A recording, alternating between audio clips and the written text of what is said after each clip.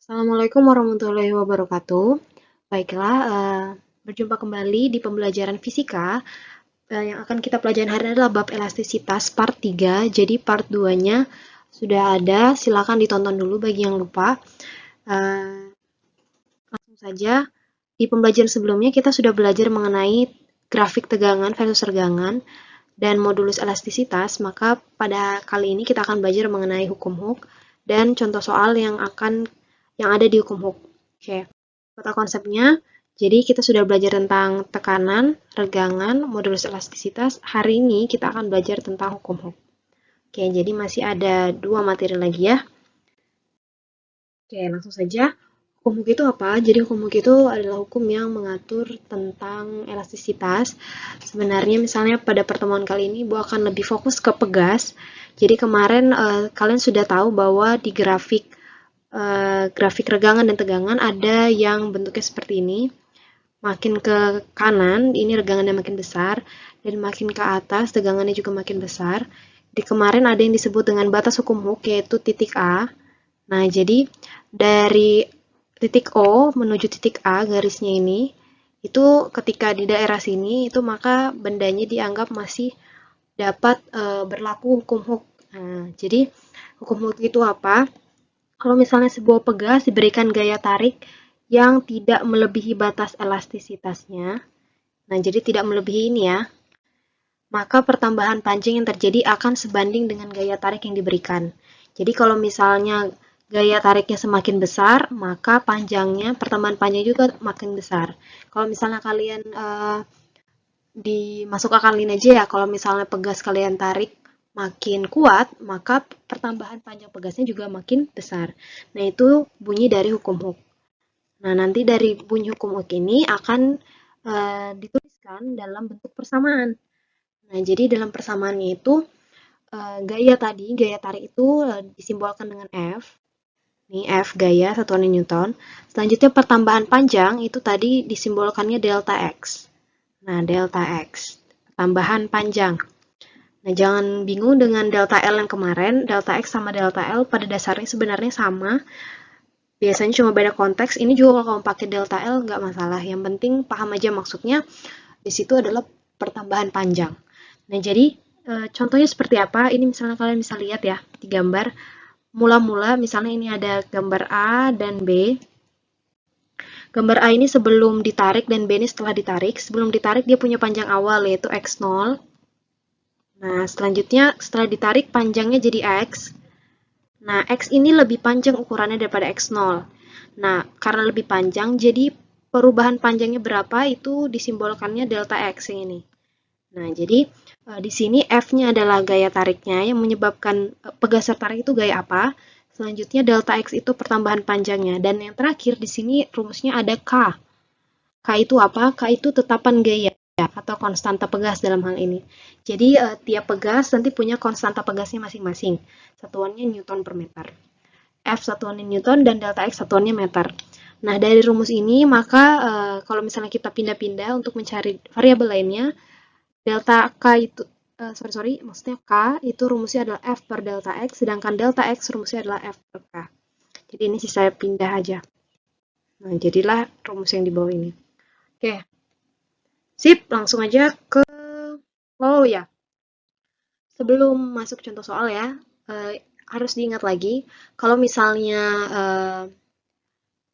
biasanya nanti kalian akan menemukan besar gaya tariknya itu tidak langsung dibilang gaya tarik, tapi biasanya berupa gaya berat. Jadi karena pegasnya dikaitkan dengan suatu benda yang punya berat, maka gaya yang menarik benda itu disebut dengan gaya berat. Jadi misalnya ada benda ini kan, nah jadi benda ini itu bukan ditarik oleh gaya F, tapi lebih tepatnya gaya yang bekerja adalah gaya berat. Nah, untuk mengetahui besar gaya berat, rumusnya adalah ini, M kali G. Nah, jadi M itu adalah massa benda dan G itu percepatan gravitasi bumi. Jadi kalau misalnya bendanya baru diketahui massanya, perlu dikali dulu dengan G, baru kita dapatkan W-nya atau beratnya. Nah, G itu besarnya adalah 9,8 atau 10 meter per sekon kuadrat. Jadi ini berupa tetapan. Oke, untuk lebih lanjut, mending langsung contoh soal aja. Nah, seperti ini misalnya. Sebuah pegas mula-mula panjangnya 1 meter, berarti kita tulis dulu yang diketahuinya ya. Ketahui X0 1 meter. Oke.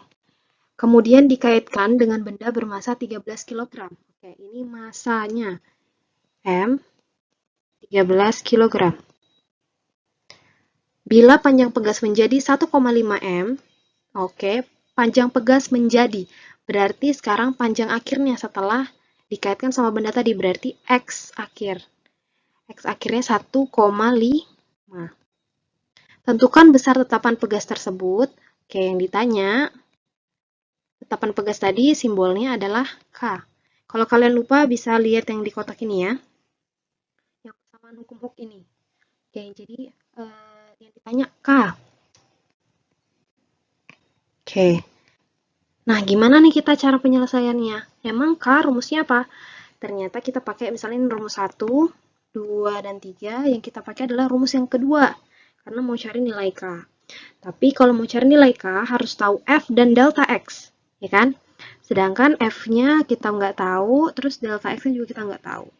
Nah, F-nya ini berupa apa? Karena bendanya tadi, maksudnya pegasnya tadi dikaitkan ke benda yang mempunyai massa, berarti pasti ditimbulkan gaya berat. Nah, jadi kalau soal seperti ini, F-nya berupa gaya berat. Jadi F-nya sama dengan W. Oke, jadi pertama kita cari dulu F-nya. F sama dengan W, yakni rumus W tadi M dikali G. M-nya 13 kilo. Nah, G-nya berapa? Kalau nggak dikasih tahu di soal, G-nya kalian bisa pakai langsung aja 10 meter per sekon kuadrat. Ini tuh ketetapan. Tapi kalau diketahui bisa jadi 9,8 meter per sekon kuadrat. Oke, boleh. Gantung yang diketahui berapa ya? 130 Newton berarti. Besar gayanya. Gaya beratnya. Selanjutnya, kita perlu tahu juga delta X. Kita cari dulu delta X-nya. Delta X itu pertambahan panjang. Pertambahan panjang itu pasti adalah panjang akhir, karena nambah kan, akhirnya kan pasti lebih panjang, dikurang dengan panjang awalnya si pegas. Panjang akhirnya 1,5. Panjang mula-mula pegasnya 1. Berarti sekarang hasilnya 0,5 meter. Nah, berarti pertambahan panjang pegasnya itu 0,5 meter. Selanjutnya yang kita cari tadi, K sama dengan F per delta X. Berarti F-nya adalah 130 Newton bagi 0,5 meter. Nah, 260 Newton per meter. Sebuah pegas mula-mula panjang awalnya 1,5 meter. Oke, kita tulis dulu. Diketahuinya, mula-mula panjangnya berarti X0. 1,5 meter. Setelah ditarik dengan gaya F, panjangnya menjadi 2,5 meter. Berarti ini X akhir. 2,5 meter. Bila konstanta pegas adalah 1000 Newton per meter, konstanta pegas itu K. Ingat, kalau lupa, lihat ini. K sama dengan 1000 Newton per meter. Maka tentukan besar gaya F. Oke, yang ditanya sekarang, gaya F. Oke. Rumus berapa yang kita pakai? Apakah rumus 1, 2, atau 3? Karena mau cari F, maka kita pakai rumus yang pertama. Cuman, apakah semuanya sudah diketahui? Ternyata delta X-nya belum. Jadi kita cari dulu delta X-nya. Delta X, rumusnya tadi adalah panjang akhir dikurang panjang awal. Nah, panjang akhirnya 2,5 meter dikurang 1,5 meter. 2,5 kurang 1,5 adalah 1 meter. Sip. Berarti langsung kita cari F-nya sekarang. F sama dengan K dikali delta X. K-nya adalah 1000 dan delta X-nya adalah 1. Berarti 1000 Newton. Sip. Berarti F yang ada di sini pada di soal besarnya adalah 1000 Newton. Berarti gaya yang menarik si pegas adalah 1000 Newton. Oke. Nah, segitu saja materi pembelajaran kali ini. Semoga bermanfaat. Sampai bertemu di pembelajaran berikutnya. Dadah!